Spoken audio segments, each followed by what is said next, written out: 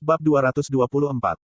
Diupload oleh Baca Suara. Jangan lupa like dan subscribe, agar kami makin semangat upload lebih banyak. Pengetahuan Yongwo tentang hubungan manusia masih terbatas. Yongwo hanya menggunakan teleponnya untuk memesan pengiriman. Dia memperlakukan teleponnya sebagai hiasan dan tidak peduli dengan usia baterai, yang mengarah ke situasi ini. Aku kacau. Yongwo akan melaporkan mahasiswa ke polisi, ketika dia terguncang oleh situasi yang tidak berjalan sesuai rencana. Keempat mahasiswa itu agresif terhadapnya. Grit, bukankah sulit untuk mengelola tanahmu? Tidakkah kamu dengan Yura dan Jisuka selama kompetisi nasional? Jadi, mengapa kamu bebas sekarang? Aku melihat usiamu di internet. Jadi, mengapa kamu mencoba memonopoli gadis-gadis ini juga? Apakah kamu ingin diborgol, karena melanggar hukum? Kamu tidak tahu. Para mahasiswa tahu tanpa keraguan jika Yongwo lebih tua dari mereka. Mereka bahkan tidak berpikir untuk melepaskan pergelangan tangan Sehi dan Yerim. Mereka brengsek. Yongwo marah, ketika dia mendengar nada suara mahasiswa dan ekspresi adiknya yang sedih. Dia ingin lari ke sana dan meninju mereka di rahang. Tapi ini kenyataan, bukan statis V. Pada kenyataannya, Yongwo tidak berdaya. Dia selalu dipukuli secara sepihak oleh orang-orang kuat. Dia telah dipukuli berkali-kali. Tapi sekarang, dia ingin melakukan kekerasan terhadap 4 mahasiswa universitas yang sehat. Itu tidak mungkin. Pertama-tama, Yongwo melihat sekeliling. Itu untuk meminta bantuan seseorang. Sayangnya, tidak ada seorang pun di jalanan. Itu bukan jam 10 malam. Belum, tapi itu cukup sepi. Itu adalah hasil dari Sehi dan Yerim menemukan tempat kosong, untuk menghindari popularitas mereka. Ini tidak ideal. Yongwo menarik napas dalam-dalam. Dia menekan kemarahannya sebanyak mungkin dan tersenyum. Biarkan anak-anak pergi. Ya, kami tidak sedang syuting drama, jadi ini tidak menarik. Benar.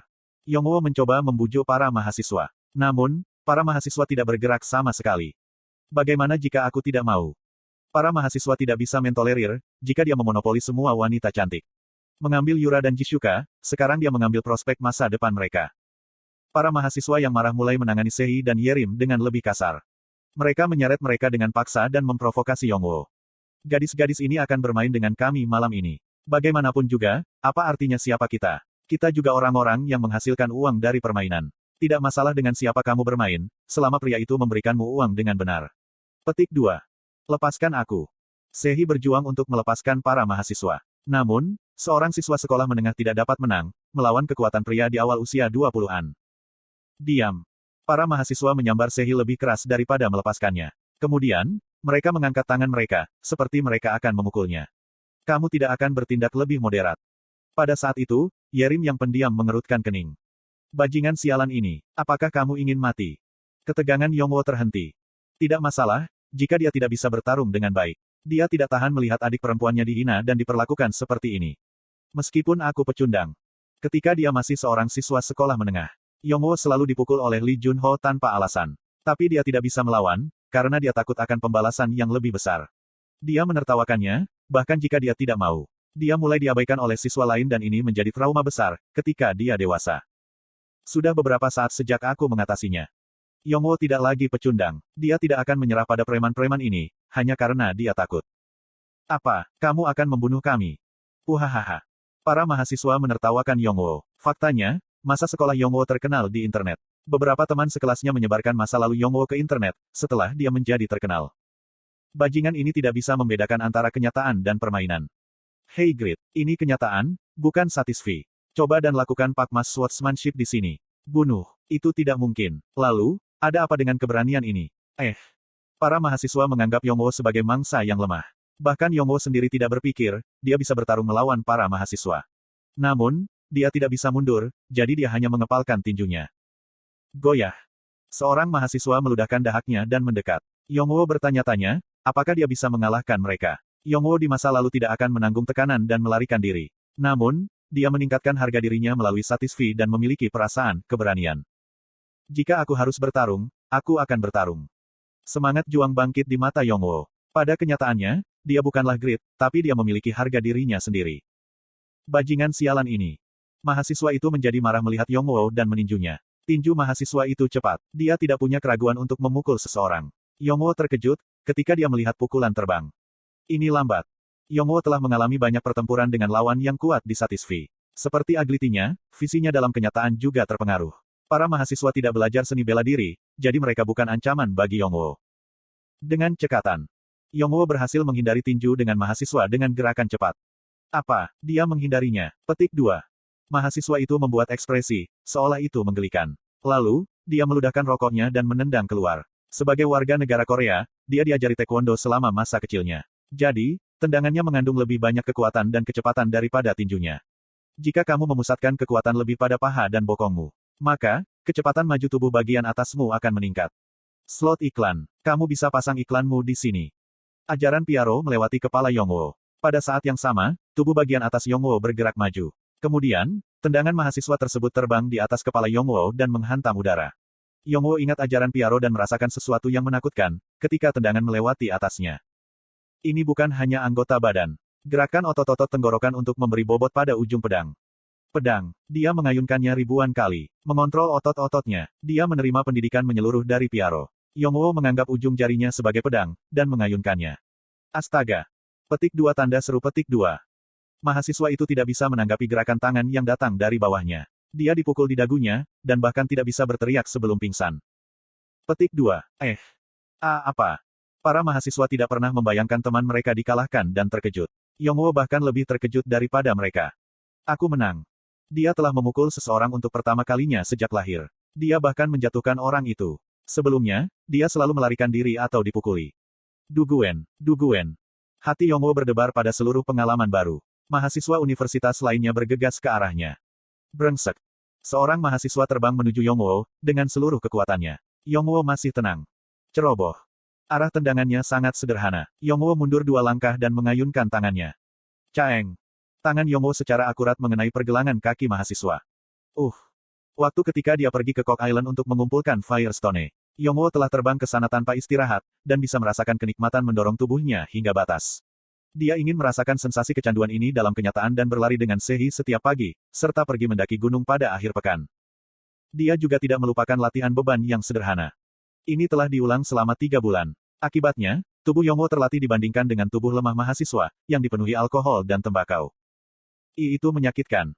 Mahasiswa yang dipukul oleh tangan Yongwo gemetaran, karena rasa sakit. Itu seperti ditabrak pipa logam. Itu alami. Yongwo mengikuti ajaran pendekar pedang yang hebat. Jadi, dia menunjukkan kekuatan yang orang biasa tidak bisa tahan. Ini. Menurut rumor yang beredar di internet, Yongwo adalah pecundang yang selalu dipukuli. Tapi, dia benar-benar bisa bertarung dengan baik. 2 mahasiswa yang tersisa terguncang. Di sisi lain, Yongwo mengagumi kemampuannya sendiri dan ingin bertarung lagi. Dia ingin menikmati kekuatan ini. Apa, kamu tidak datang? Yongwo menggerakkan jarinya dan memprovokasi mereka. 2 mahasiswa yang tersisa tidak tahan lagi dan pindah. Apa udara kemenangan itu? Pepeok. Pertarungan anjing dimulai. Para mahasiswa secara acak mengayunkan tinju dan kaki mereka ke Yongwo. Jika 2 lawan menyerang pada saat yang sama, Yongwo tidak akan bisa menghindarinya, kecuali dia adalah seorang seniman bela diri. Yongwo menanggapi kedua serangan menggunakan gerak kaki yang diperolehnya dari Pakmas Swordsmanship. Dia seperti Bruce Lee, saat dia bergerak seperti air yang mengalir untuk menghindari serangan dari kedua orang. Namun, itu hanya sesaat. Tubuh Yongwo tidak cukup kuat untuk melanjutkan tindakan ini. Kesehatannya berada pada tingkat masyarakat umum. Dia tidak bisa mereproduksi V selamanya. Ada saat ini, ketika dia melangkah salah, memutar kakinya, dan menyebabkan postur tubuhnya runtuh. Hahat, brengsek ini bodoh. Yongwo diserang tanpa pandang bulu oleh para mahasiswa yang menertawakannya. Petik 2. Bam. Yongwo merasa, dia bisa melihat ilusi bintang-bintang berkelap-kelip di depan matanya. Tapi sementara itu, Sehi dan Yerim dibebaskan. Kabur. Yongwo menelan kata-kata, untuk memanggil polisi dengan cepat. Bahkan, jika dia tidak mengatakannya, dia percaya jika mereka akan melaporkannya ke kantor polisi. Pada saat itu cukup.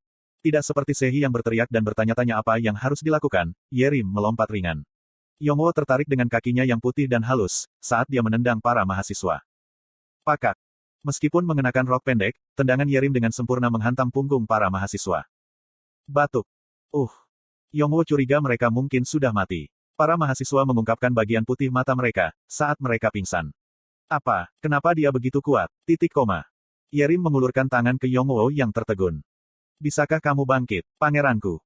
Yerim tampak sangat cantik di bawah lampu jalan. Dia memiliki penampilan dewasa yang membuatnya sulit untuk percaya, jika dia adalah seorang siswa sekolah menengah. Dan matanya yang setengah bulan, pasti akan memikat siapapun. Tapi, dia masih di bawah umur, jadi Yongwo tidak menganggapnya seperti itu. Setelah itu, 3R dan Taekwondo, hei, lalu mengapa kamu hanya menonton? Ini terlalu berlebihan. Di depan sebuah tos serba, Sehi dan Yerim sedang menggosok telur di wajah Yongwo yang memar. Yongwo dikelilingi oleh dua gadis cantik. Jadi, dia tampak seperti raja harem dari seorang manhwa. Tapi, Yongwo tidak peduli dengan tatapan orang lain. Dia sibuk menggerutu. Jika Yerim bertarung sejak awal, Opa tidak akan terlihat seperti ini. Tidak sopan ikut campur dalam perkelahian antara pria. Jadi, aku menahannya. Itu bukan pertarungan antara laki-laki. Itu 1 lawan 4.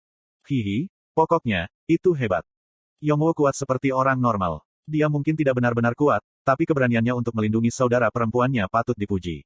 Hari ini, naksir Yerim pada Yongwo menjadi jauh lebih besar. Dia benar-benar ingin menikahi Yongwo.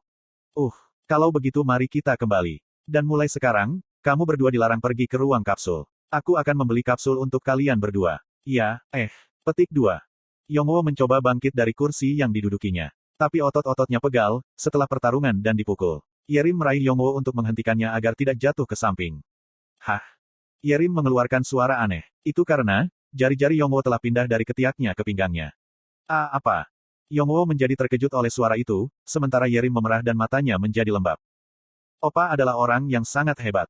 Apa artinya itu? Sehi tidak tahu artinya, tapi Yongwo memahaminya dengan benar. Dia berdeham karena malu.